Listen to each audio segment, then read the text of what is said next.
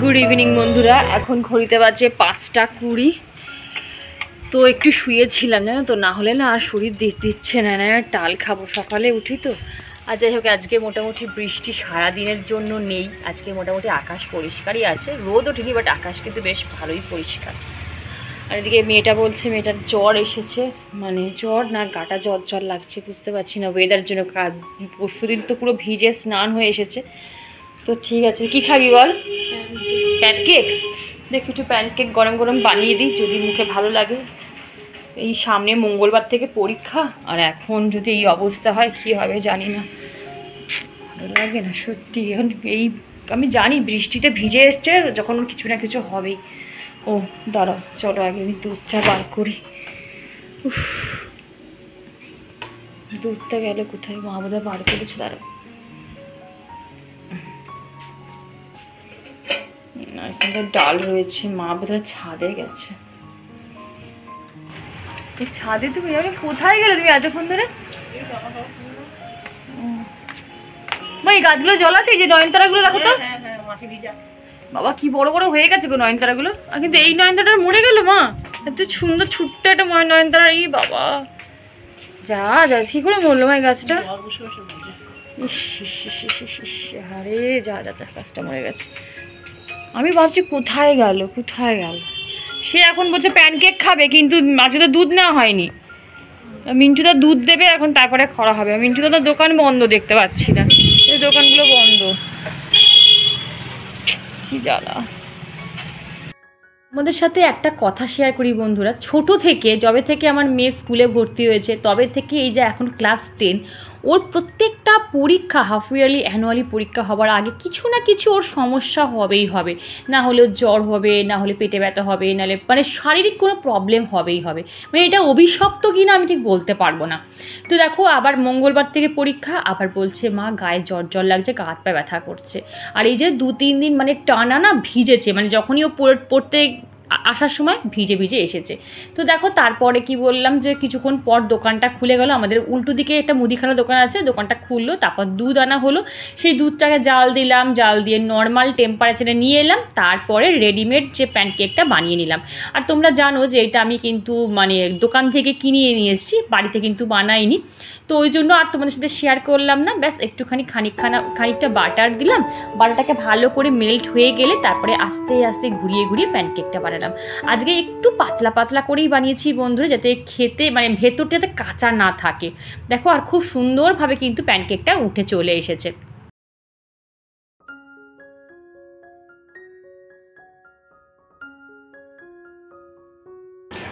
দেখো যখন এরকম ফুটো ফুটো ফুটো ফুটো হয়ে যাবে তখন ভাববে যে ওই পাটটা হয়ে গেছে, তখন আস্তে করে নিয়ে এই পাটটা করে দেবে। আর এদিকে দেখো, একটা প্যানকেক বসিয়ে আমি বোধহয় একটু বাইরে গেছি, মানে কোনো কাজ করতে গেছি, এসে দেখি প্যানকেকটা উল্টানোর চেষ্টা করছে, ভয় পাচ্ছে যদি ওর হাতে ছাকা খায়। আসলে কখনোই তো আমি ওকে রান্নাঘরে তেমন একটা আসতেই দিইনি, মানে করতেই দিই না কিছু, জানো তো।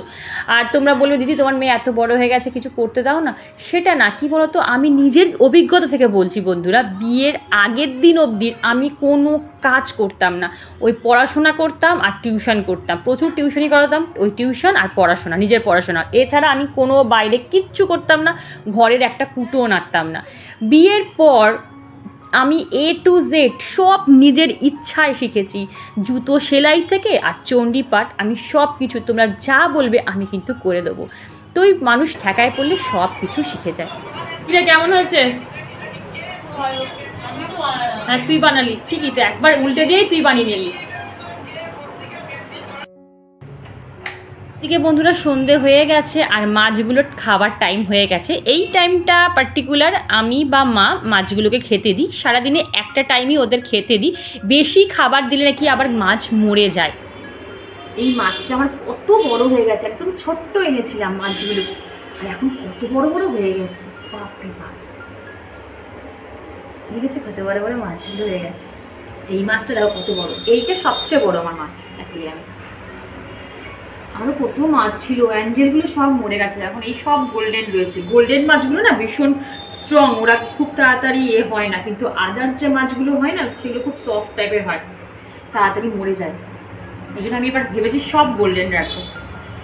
চলো এবার সন্ধে দিই।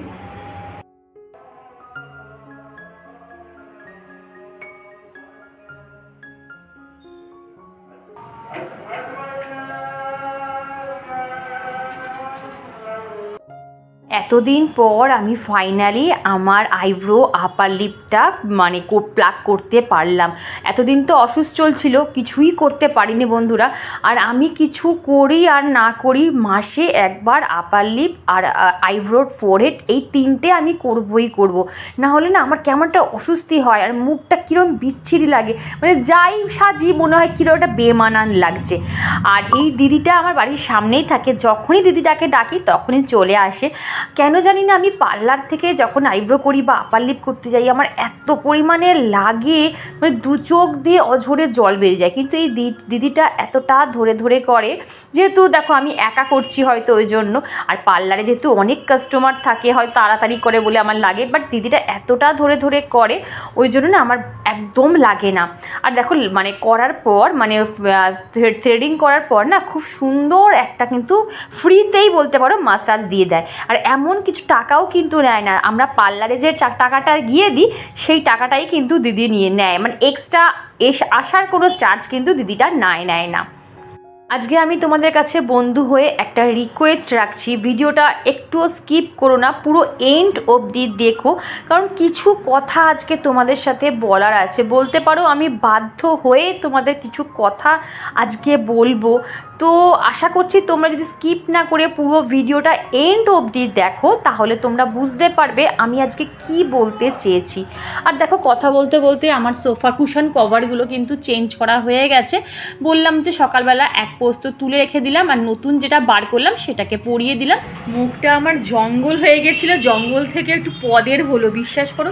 পুরো ফোরহেড মানে আইব্রো আপার লিপ চিন পুরো আমার উঠে গেছিলো, মানে ভর্তি হয়ে গেছিলো। তো যাই হোক মোটামুটি পরিষ্কার হয়ে গেল। মানে অনেক দিন ধরে ভাবছি কবে করব কি বলো তো, আমি তো মুখে কিছু করি না, মানে ফেশিয়াল তেমন একটা করি না, হয়তো অকেশন পারপাসে করি, নাহলে ঘরেই করি। তো ওই আইব্রোটা কী বলতো আমি মাসে করবই মনে আগে তো 15 দিন অন্তর করতাম, মানে আইব্রো না যেটা আমার প্রচণ্ড পরিমাণে লাগে। আমার কেন যারা করো তারা জানো কতটা পরিমাণে লাগে আইব্রোর থেকে আপার লিপটা লাগে। কিন্তু এই যে দিদিটা আমার বাড়িতে আসে এই দিদিটার হাতে না এতটুকু লাগে না, কেন কে জানে।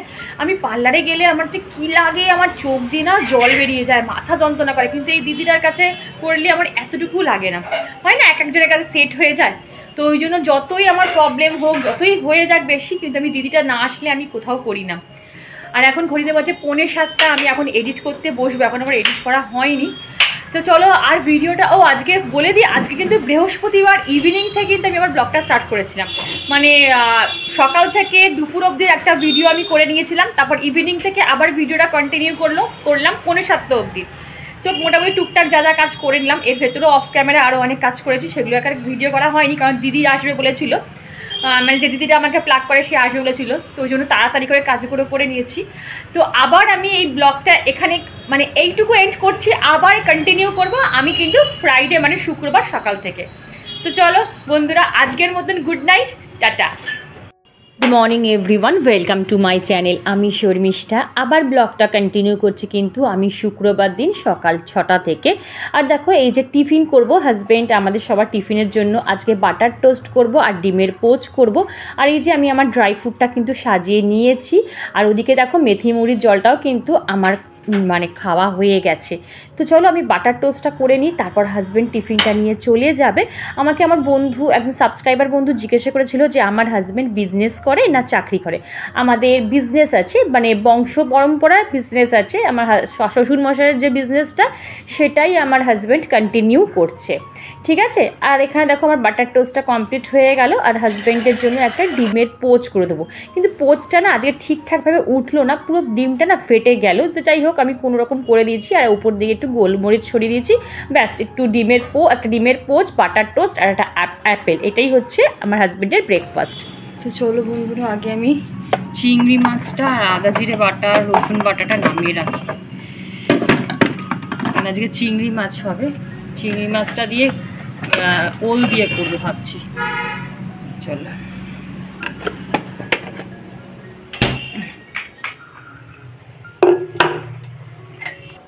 তো চলো বন্ধুরা মেন টপিকে ফিরে আসি, যেটা নিয়ে আমি আলোচনা করব বলেছিলাম সেটা নিয়েই বলছি।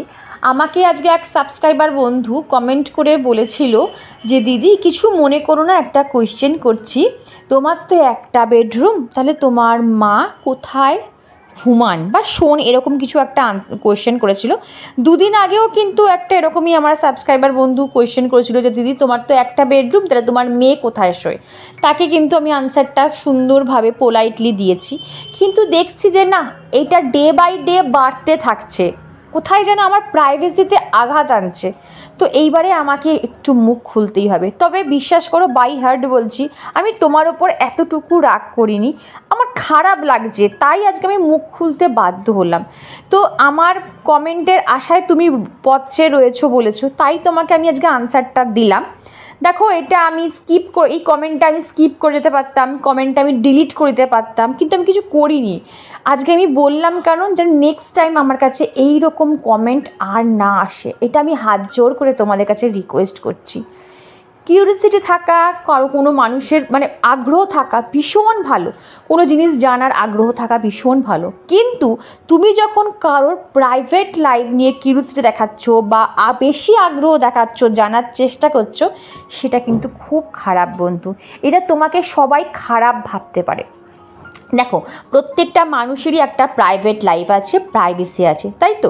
আমি এই প্ল্যাটফর্মে এসেছি ঠিকই, কিন্তু শুধুমাত্র টাকা উপার্জন করতে নয়, তাহলে অনেক বাজে কন্টেন্ট করে বা আমার ফ্যামিলির প্রাইভেসি ভেঙে আমি ব্লগ করতে পারতাম, ঠিক আছে? এতে আমার অনেক ভিউজ হয়ে যেত, এতদিনে অনেক সাবস্ক্রাইবার হয়ে যেত। কিন্তু বলো তো, আজ পর্যন্ত কি আমি এরকম কন্টেন্ট তোমাদের কাছে এনেছি? না, আমি এসেছি আমার মতন গৃহিণীদের মোটিভেট করতে, এনকারেজ করতে। মেঘ করেছে, কি বলবো, দেখেছো? বাপরে বাপ, পুরো কালো হয়ে গেছে। দেখো, এ বলছে এই নামবে কি সেই নামবে, এরকম অবস্থা। আর এই ফুলগুলো দেখো কি সুন্দর কালারগুলো। এটা কিন্তু একটা অন্য গাছ, তোমাদের বলেছিলেন না, এই গাছে বোধহয় কিছু বীজ পড়েছিল বা কিছু হয়েছিল, তারপর থেকে দেখো কি সুন্দর ফুলটা, পুরো হালকা রানী কালার।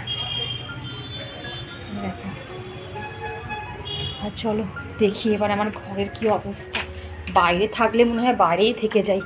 আর আমার রান্নাঘর দেখবে, এই দেখো পুরো অন্ধকার রান্নাঘর। এই রান্নাঘরে আমি এখন কী করে রান্না করবো বলতে পারো? এখন লাইট না জ্বালালে আমি রান্না করতে পারবো না। চলো লাইটটা আগে অন করি, তারপরে রান্না বসাই। আর এখানে দেখো ওলটা ভাপানো হয়ে গেছে, তারও খুলি এটা। এই যে ওল ভাপানো হয়ে গেছে, আর এখানে চিংড়ি মাছ, আর এখানে কাতলা মাছটা আমি এর জন্য করবো, আর এখানে আলুটাকে এখনো সাইজ করা হয়নি, আর পটল ভাজবো। তো চলো শুরু করি, অনেকটা বেলা হয়ে গেছে। চলো বন্ধুরা, এবার আস্তে ধীরে রান্নাটা শুরু করা যাক। অলরেডি দেখলে অনেকটা বেলা হয়ে গেছে, আর আজকে যা আকাশের অবস্থা, মনে হচ্ছে না আজকে বৃষ্টি থামবে বলে। সারা দিন ঝিরিঝিরি করে বৃষ্টি পড়েই গেছে। আর এখানে দেখো মুগের ডালটা কিন্তু আমি প্রেশারে সিটি মেরে রেখেছিলাম, এই ফোড়ন দিয়ে দিলাম, একদম সিম্পলভাবে মুগের ডালটা করলাম। আর গ্যাসের মধ্যে না কিছুটা মুগের ডাল আবার পড়েও গেছিলো, তো সেটা আবার ভিজে ন্যাকড়া দিয়ে একটু মুছে নিলাম, না হলে না শক্ত হয়ে পুরো শুকিয়ে যাবে, তখন আর ওঠাতে গেলে আমার কষ্ট হবে। তো বন্ধুরা, জাস্ট নাও তোমরা দেখলে যে আমি সোফাটাকে ক্লিন করলাম, পুরো অর্গানাইজ করলাম, আর এখন দেখো আমার সোফাটার কি অবস্থা হয়ে গেছে। এটাকে আমি একটা অন্য জিনিস করব, ঠিক আছে? কি করব তোমরা নেক্সট ব্লগে, কাল পরশু তো নয়, কেন টাইম লাগবে, এটাকে আমি একটা অন্যরকম জিনিস করব, সেটা তোমাদের সাথে অবশ্যই শেয়ার করব। যাদের এরকম সোফা কাম বেড আছে তারা অবশ্যই জিনিসগুলো করতে পারো, কিন্তু এই ব্লগে আমি বলবো না। পুরো আমার এটা কমপ্লিট হোক। এখন আমার এসে মাপ নিয়ে গেছে, যে মিস্ত্রি সে এসে মাপ টাপ নিয়ে গেছে, তো টাইম তো লাগবে, মিনিমাম ধরো 7 দিন লাগবে। 7 দিন পর তোমাদের পুরো কমপ্লিট করে দেখাবো যে আমি সোফাটাকে কি করলাম। আশা করি তোমাদের খুব উপকার হবে, ঠিক আছে? তো চলো আগে আমি সোফাটাকে অ্যারেঞ্জ করি, আবার প্রথম থেকে অ্যারেঞ্জ করি, তারপর আবার তোমাদের সাথে ফিরছি। একটা গোছানো জিনিসকে যদি আবার উল্টো পাল্টা করে আবার রিঅ্যারেঞ্জ করতে হয়, কেমন মাথাটা গরম হয়। আর সেটা যদি হয় আবার কাজের টাইমে, এমনি সকালে কাজ করে আমরা গৃহিণীরা কুল কিনারা পাই না, তার উপর যদি এক্সট্রা কাজ অ্যাড অন হয়, কেমন মাথাটা গরম হয়ে যায় বলো তো? পুরো দিনটাই আমার বিগড়ে যায়, জানো না, এইরকম কাজের ছিঁড়ি হলে। তো আর এইখানে সকালবেলা উঠে এই টেবিলটার উপরে সবাই আমরা 4 জনেই চার্জে দিই রাতের বেলা করে, আর চার্জারগুলো সব ঝুলঝুল করে, সেইগুলোকে আমি আবার সব এক একটা জায়গায় রেখে দিই। আর আমি এখন কি করেছি বলতো, ওয়ালেই না ওই ডাবল টেপ দিয়ে হুক সিস্টেম করে নিয়েছি, সেখানেই চার্জারের তারগুলোকে সব আটকে রেখে দিই। তো অফ ক্যামেরায় ভালো করে মুখটাকে জল দিয়ে ধুয়ে টোনার অ্যাপ্লাই করে এলাম। আমি টোনার 12 মাস ফ্রিজে রাখি, ফ্রিজ থেকে বার করে যখনই ঠান্ডা টোনারটা মুখে অ্যাপ্লাই করি না, আলাদা আলাদা একটা রিফ্রেশমেন্ট কাজ করে। তোমরা করে দেখবে, সবসময় টোনার ফ্রিজে রাখবে। তো এইবারে দেখো আমি যেহেতু রান্নাঘরে যাব, তোমরা ডেলি দেখো যে রান্নাঘরে যাওয়ার আগে আমি কিন্তু ময়শ্চারাইজার তারপর সানস্ক্রিন মেখে তারপরে আমি রান্নাঘর যাই। তো এটা আমার হ্যাবিট বলতে পারো, আর সেই হ্যাবিটগুলোই আমি তোমাদের সাথে শেয়ার করার চেষ্টা করি। এই দেখো সাদা কাঞ্চন না, কিন্তু কি সুন্দর হলুদ কাঞ্চনে দেখে, মানে দেখতে দেখো কি সুন্দর, ভেতরে মনে হচ্ছে কালো টিপ পরে দিয়েছে, দেখো একটা ছোট্ট মেরুন কালার, না মেরুন, হ্যাঁ মেরুন না ঠিক খয়েরি খয়েরি খয়েরি, সব কটার মধ্যে দেখো কি সুন্দর। এই দেখো কি সুন্দর, সে কাজলের টিপ পরে দেয় নজর না লাগে সেরকম। দেখো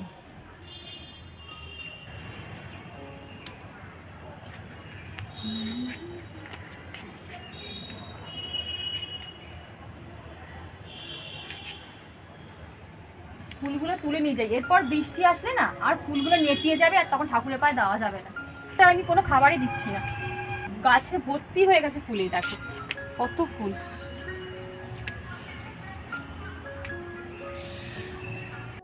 ছিটিয়ে দিলে জলটা বেরিয়ে যাবে, দেখো এই দেখো একদম যতটা পারবে। এই যে দেখো জল, এই দেখো জল বেরিয়ে যাচ্ছে, এই দেখো দেখেছো পুরো জল বেরিয়ে গেল, এই যে দেখো পুরো ফাঁকা। এই জল যদি জমে থাকে 2-3 দিন, গাছ কিন্তু পুরো নষ্ট হয়ে যাবে, গাছের গোড়া পচে যাবে। দেখো পুরো জল হুড় করে বেরিয়ে যাচ্ছে, দেখো ওই দেখো কোন জল পুরো বেরিয়ে যাচ্ছে, আর করতে হবে না, পুরো বেরিয়ে যাবে, এমনি এমনি বেরিয়ে যাবে। মাছের দাও দেখেছো, প্রচুর জোরে মেঘ করছে। চলো এই যে ফুল, আজকে এই ফুলই হলো। না না না থাক থাক থাক।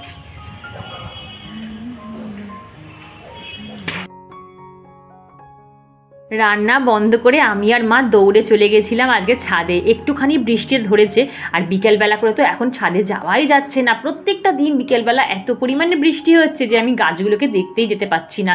আর দেখলে তো গিয়ে দেখলাম বেশ কয়েকটা টবে কিন্তু জল দাঁড়িয়ে গেছে। এই জলগুলো যদি আমরা না ফেলে আসতাম না, তাহলে গাছের গোড়াগুলো নষ্ট হয়ে যেত, পচে যেত। আগে আমার বর্ষাতে প্রচুর পরিমাণে কাগজ ফুল, যেটা বলে বাগান বিলাস, নষ্ট হয়ে গেছিলো। ওই জন্য আমরা আগে থেকেই কি করি, এখন গাছের গোড়ায় খুঁচিয়ে জলগুলোকে বার করে দিই। আর দেখো এখানে কিন্তু আমার যেটা ওল চিংড়িটা হয়ে গেছে করা, এই ওল চিংড়িটা করলেই মোটামুটি রান্না হয়ে যাবে। আর এখানে দেখো ওল চিংড়িটা করছি, আর এখানে সিঙ্কে যে বাসনগুলো পড়েছে সেগুলো মেজেও নিচ্ছি। তাহলে আমার এখানে রান্নাটাও হয়ে যাচ্ছে, আবার বাসনগুলোও মাজা হয়ে যাচ্ছে। নামানোর সময় না একটু গরম মশলা দিয়ে তারপরে নামিয়েছিলাম, আর একটুখানি তেল ছড়িয়ে দিয়েছিলাম। আর দেখো কালারটা কি সুন্দর এসেছে বন্ধুরা, খেতেও দারুণ হয়েছে। বন্ধুরা আমি কিন্তু এইরকম ভিডিও করি না বা এরকম কথা বলি না। আজকে আমি ভেবেইছিলাম যে স্কিন আর হেয়ার রিলেটেড ভিডিও বানাবো, ইভেন আমি শ্যুটও করেছি পুরো কমপ্লিট, কিন্তু আমি আপলোড করিনি। ভাবলাম যে না, আজকে আমাকে কিছু কথা বন্ধুদের সাথে শেয়ার করতেই হবে, না হলে এটা ডে বাই ডে বাড়তে থাকবে। আমার কথায় যদি তোমরা কেউ হার্ট হও, প্লিজ আমায় ক্ষমা করে দিও। আমাকে যদি তোমরা বোঝো তাহলে আমার ওপর তোমরা কেউ রাগ করবে না। ডার্ক বল তো লালটা ঠিক মানাবে না,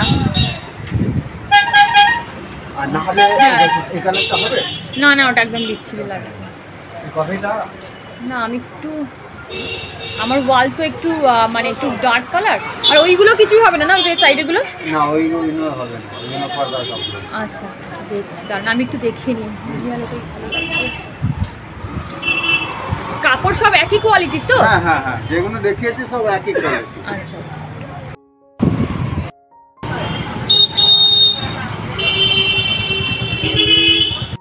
বন্ধুরা, জাস্ট নাও ঘরে এলাম, এখন 8:20 বাজে। এখন আর আমি বসবো এডিট করতে, আমার এতটুকু এডিট হয়নি, অনেকটা লেট হয়ে গেল। কি বলো, এই টাইমে যদি আমি ঘর থেকে বেরোই না, আমার এডিটে পুরো কি বলবো সমস্যা হয়ে যায়।